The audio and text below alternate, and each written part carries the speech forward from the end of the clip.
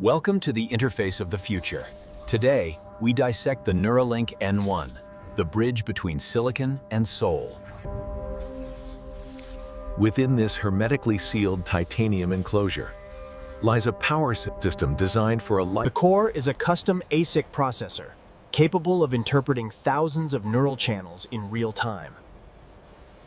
Look closer at the electrode threads, thinner than a human hair, and woven with microscopic precision.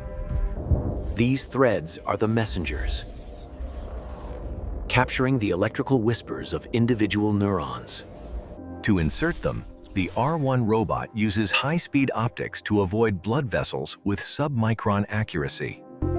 The result is a seamless symbiosis, turning thoughts into action and disability into possibility.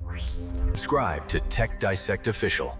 Join us as we decode the DNA of tomorrow. What should we dissect next?